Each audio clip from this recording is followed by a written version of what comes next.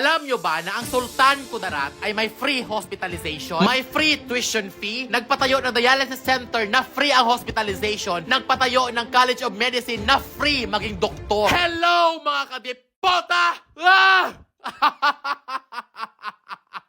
Pag-uusapan natin ang meron sa Sultan Kudarat na hindi maabot-abot ng mga mayayamang probinsya dahil ang mga leader nila mga kurakot. Charot.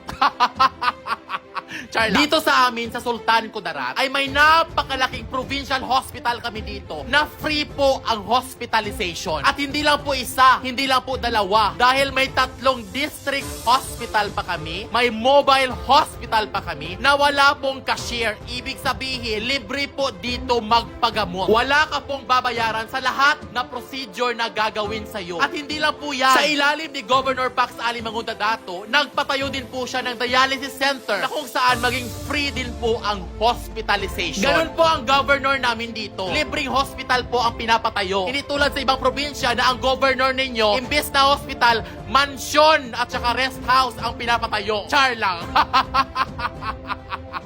Joke lang sa mga At sa ibang probinsya, may university sila na free ang tuition fee. Dito sa amin, sa Sultan Kudarat, hindi lang isa, hindi lang dalawa, hindi lang 3, hindi lang 4, hindi lang 5. Sa aming probinsya, may 8 Sultan Kudarat State Universities na free po ang tuition fee. Ibig sabihin, libre po sa 8 university ang mag-aral at hindi lang po yan. Sa ilalim ni Governor Pax Ali Mangudadato, nagpatayo po kami ng College of Medicine na kung saan libre po maging doktor dito sa Sultan Kudarat. At alam nyo ba na ang mga pera na ginagamit sa free hospitalizations namin dito sa Sultan Kudarat ay hindi po galing sa gobyerno. Ang bumubuhay po dyan ay pera at buwis ng mga taga-Sultan Kudarateños. At napakaraming mga infrastructure ang pinagawa at pinatayo ng aming governor na nagdala ng napakaraming trabaho sa mga taga-Sultan Kudarat. Ang problema lang po namin dito sa Sultan Kudarat, dahil hindi lang po taga-Sultan Kudarat ang nakaka-benefit ng aming free hospitalization, free tuition fee, kundi napakaraming pumupunta dito na mga karating probinsya namin. May mga taga-Luzon at Visayas pa. Kaya po nabuo ang Kamalayan Party List 125 sa balota. Ang Kamalayan Party List po, ang nag-iisang party list na ang mga layunin ay hindi po gawa-gawa, hindi po haka-haka. Ang layunin ng Kamalayan ay naipatayo na, nagawa na, nadama na,